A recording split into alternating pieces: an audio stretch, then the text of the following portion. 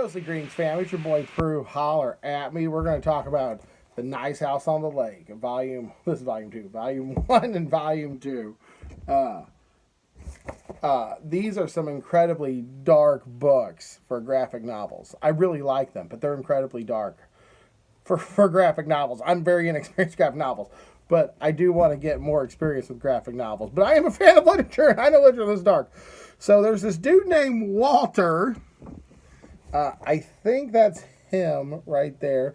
The problem with graphic novels, some of these dudes all look alike. And he makes this nice house on the lake for some of his friends. And he's like, okay, cool, we're all here. We're all going to hang out. Here's the food. Here's the beer. Don't worry about it.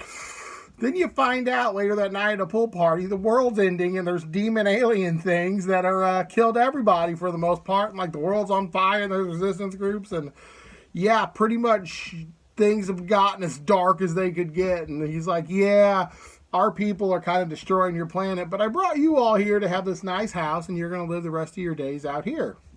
And you'll be fine, and there'll be food and water and all that stuff. And, you know, I got a whole room full of books. We got a whole room of movies, and you're just going to live out your life in this pod. And there you go. This is humanity now, and there you go. And my cat just jumped into a bag, and she looks super cute.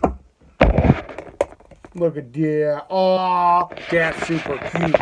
Okay, now she's getting out of the bag because I have now done the thing where they do the cute thing and I say the cute thing and then they're out of the cute thing. But,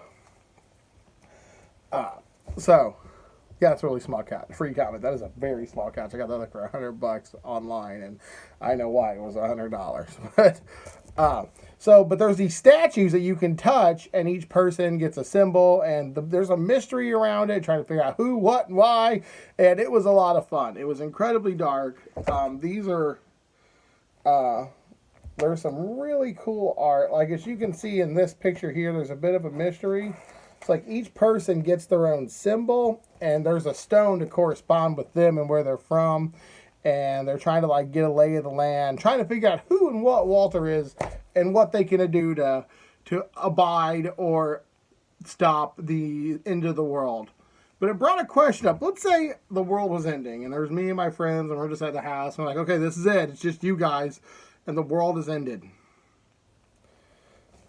A part of me would be like, you know what? We needed a reset. We needed to stop. A part of me would just be content. I'm not going to lie. A part of me would be content. I would just grill steaks by the pool for the rest of my life in this nice house. I mean, it even says it's not a bad house by the lake. It's a nice house by the lake. If it was a janky, not a nice house that had like sub bump problems and then I'd have to worry about the heater, I wouldn't do it. But this is a nice house by the lake. A nice house by the lake where I can grill and swim and kayak, lose a little weight, get some traps, get kind of swole. I mean, not to impress anybody. And I could still make YouTube videos. I mean, no one would watch them, but that's fine.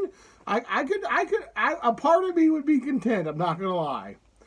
But I would have that urge to look in the box, to see like, wow, what's going on, Why are there demons, alien things? What can I do? What are their weaknesses? How can we stop? Am I going to rise to the occasion? Or am I going to be content with lying by a lake eating steaks? Balance.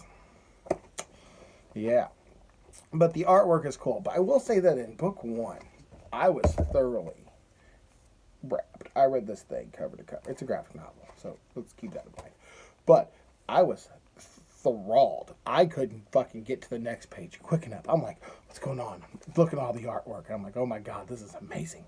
This is the best. I am having the bestest of times in this story. Why is there demons? What the fuck has happened? They touch a stone and they get to see like their town's on fire. There's a demon thing. Like, this is great. And then fucking book 2 shows up. Fucking book 2. And let me tell you, this had some better art. This had some really dark art. And like, the art is just masterful and chaotic and crazy. And the storytelling is there. But book 2, the mystery and the little bit of like prequelness, I understand why they had to do it. I just felt like all of the meat and the pickle and the jalapenos in my burger was here, and I felt like this was all bread and sauce. I felt like you could have just like if you would have moved some issues around, I think this would be a legendary book. But I felt like if you read volume 1, you're going to love it. And then you're going to have to read volume 2.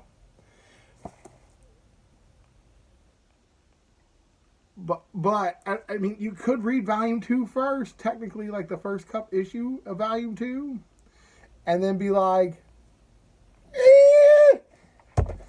But for some crazy dark art, from some really cool perspectives, and from a fun dark murder mystery, you can't go wrong. But this has been your boy Pruitt, guys. Thanks for watching. Deuces. Rating. Oh shit, rating. Part 1, A+, Part 2, C+. So let's just round it up. Let's just meet in the middle and just say it's a B. It's a B+. For dark, I would say, you know, if your library has these, check them out. They're graphic novels. You're going to read them in an hour. If your library has them, check them out. If you're at Barnes & Noble or Half Price Reads or something, get a coffee. Read through this. And if you really love it, get the second one. But I wouldn't force this on you. Like, I wouldn't be like, oh my God, you have to read Watchmen. Oh my God, you have to read it. This is a fun thing to read, but of the other graphic novels I've read, this was on the lower end. This has been your boy Pruitt, guys. Stay creepy.